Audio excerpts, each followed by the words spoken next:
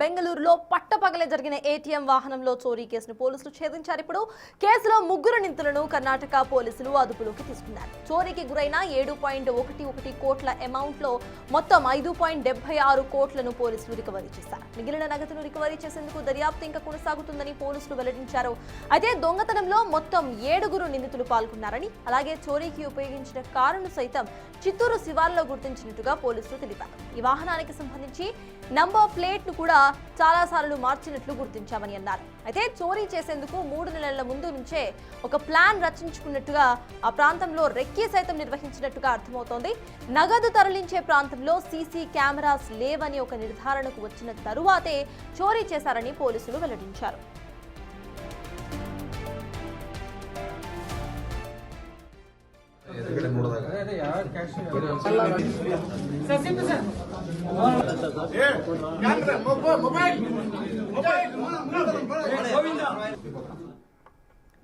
ఇదే అంశంపై పూర్తి డీటెయిల్స్ మా ప్రతినిధి దామోదర్ అందిస్తారు. దామోదర్, చెప్పండి, చోరీ కేసును ఇటు పోలీసులు ఛేదించినట్టుగా తెలుస్తోంది. అసలు దుండగులు ఎక్కడి నుండి వచ్చిన వాళ్ళు, అప్డేట్స్ ఏంటి? సర్తాజ్ 19వ తేదీ మధ్యాహ్నం 12:30 గంటల సమయంలో బెంగళూరు నగరంలో ఏటీఎంస్ కు తరలిస్తున్న నగదును 7 మంది ఏదైతే సీసీ కెమెరాలు లేని ప్రదేశాన్ని ఎంచుకుని అక్కడ ఏదైతే ఆర్బీఐ ఇన్కమ్ ట్యాక్స్ అధికారులం అని చెప్పి ఆ నగదును తమ వాహనంలోకి తరలించుకుని పోయారు. ఈ సందర్భంగా కొంత ఆయుధాలు చూపి అక్కడ ఉన్న సిబ్బందిని కూడా బెదిరించారు. మొత్తం మీద వీరు ఆ నగదు తీసుకుని తిరుపతి వైపు వస్తుండగా చిత్తూరు జిల్లా కుప్పంలోని గుడిపాల మండలంలోనే తమ స్వగ్రామంలో వాహనాన్ని వదిలేశారు. అక్కడ వాహనము ఏదైతే రిపేర్ రావడంతో మరొక వాహనంలో వెళ్ళిపోయారు. అంతేకాకుండా నగదు ఉన్న బాక్సులను అక్కడ పారవేసి వారు నగదును వేరే అట్టపెట్టెల్లో సూట్ కేసులో తీసుకుని వెళ్లారు. ఆ తర్వాత ఆ నగదును తమ ఏదైతే ఈ కేసులో నిందితుడిగా ఉన్న కుప్పం మండలం కూర్మపాలానికి చెందిన నవీన్ అనే వ్యక్తి ఇంట్లో ఉంచి తాళాలేసి వెళ్లిపోయారు. నిన్న సాయంత్రం ఏదైతే మొన్నటి రోజు తిరుపతిలో 2 నిందితులను ఏదైతే రవి రాకేష్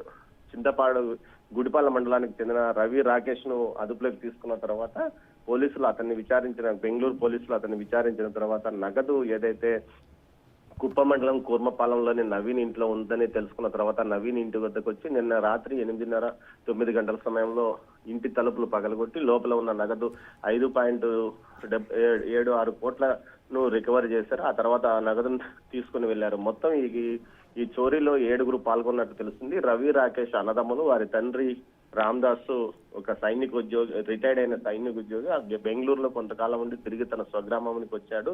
ఇందులో Ravi software engineer, Rakesh travels లో పనిచేస్తుంటాడు. వీరికి ఒక పోలీస్ కానిస్టేబుల్ స్నేహితుడయ్యారు. అదేవిధంగా కూర్మపాలానికి చెందిన నవీన్ కూడా బ్యాంక్ లో ఉద్యోగిగా బెంగళూరులో పనిచేస్తున్నాడు. వీరందరూ కలిసి ఆ కానిస్టేబుల్ తో కలిసి ఈ కుట్రకు గత 3 నెలలుగా ఒక రెక్కి నిర్వహించారు. ఎక్కడైతే సీసీ కెమెరాలు ఉండని ప్రదేశాన్ని ఎంపిక చేసుకుని ఆ ప్రాంతంలోనే చోరీకి పాల్పడినట్లు బెంగళూరు కమిషనర్ సీమంత్ కుమార్ మీడియా సమావేశంలో తెలియజెప్పాడు. మొత్తం మీద కుప్పం నియోజకవర్గానికి సంబంధించి 3, అదేవిధంగా ఒక పోలీస్ కానిస్టేబుల్ తో పాటు మరో 4 మొత్తం ఈ చోరీకి పాల్పడినట్లు ఏదైతే బెంగళూరు కమిషనర్ చెప్తున్నారో. మొత్తం మీద ఈ కేసుకు సంబంధించి 5.76 కోట్ల రూపాయల నగదును సీజ్ చేశారు. మిగతా నగదు కోసం ఏదైతే మిగతా నగదును రికవరీ చేయడానికి కూడా ప్రయత్నం చేస్తున్నాము. ఇందులో దర్యాప్తు కొనసాగుతుందని కూడా చెప్తున్నాం. మొత్తం 60 గంటల్లో కేసును ఛేదించగలిగాము.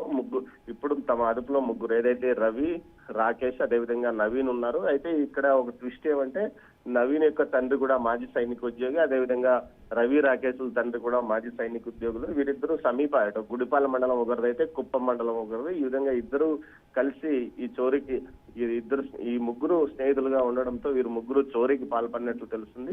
దీనికి సంబంధించి దర్యాప్తు కొనసాగుతుందని చెప్తున్నారు. మొత్తం మీద ఈ కేసుకు సంబంధించి 4 కుప్పం ప్రాంత వాసులు కాగా మిగతా 4 వివిధ రాష్ట్రాలకు సంబంధించిన వారని కూడా కమిషనర్ తెలియజెప్పారు. సర్తాజ్, అయితే దామోదర్, ప్రెసెంట్ రికవరీలో 5 లక్షలు మాత్రమే రికవరీ చేసినట్టుగా తెలుస్తోంది. మిగతా డబ్బు వీళ్ళు ఎక్కడెక్కడ ఖర్చు పెట్టారు, లేకపోతే ఎక్కడికి వీళ్ళు ట్రాన్స్ఫర్ చేశారు అనే కోణంలో కూడా ఇటు విచారణ కొనసాగుతుంది అనుకోవాలి. అండ్ ఆ డబ్బుని ఎలా రికవర్ చేసే అవకాశాలు ఉన్నాయనుకోవాలి.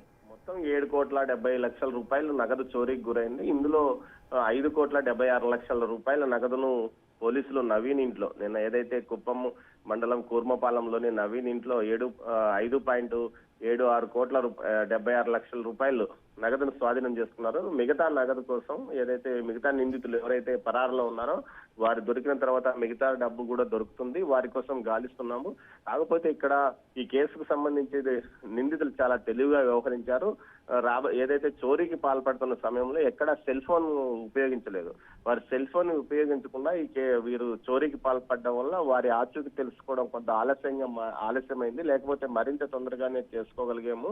ముఖ్యంగా వారు అక్కడి నుంచి నేరుగా వాహనాలు మారుతూ ఉత్తరప్రదేశ్ రిజిస్ట్రేషన్ వాహనంతో ముందుగా వచ్చారు. ఆ తర్వాత రిజిస్ట్రేషన్ నెంబర్లను మార్చుకుంటూ రావడం వల్ల కొంత సాంకేతిక సమస్యలు ఏర్పడినప్పటికీ పూర్తి స్థాయిలో వాటిని తెలుసుకున్నాము. ముఖ్యంగా తిరుపతిలో వారి ఆచూకీ తెలియడంతో తిరుపతిలో పోలీసుల సహకారంతో ఇద్దరి నిందితులను అదుపులోకి తిరుపతిలో తీసుకున్నాము. వారిని విచారించిన తర్వాత ఏదైతే మూడో నిందితుడైన నవీన్ గురించి తెలిసింది. అతన్ని పట్టుకోగలిగిన తర్వాత నవీన్ యొక్క ఇంట్లో దాచిన 5.76 కోట్ల నగదును స్వాధీనం చేసుకున్నాము.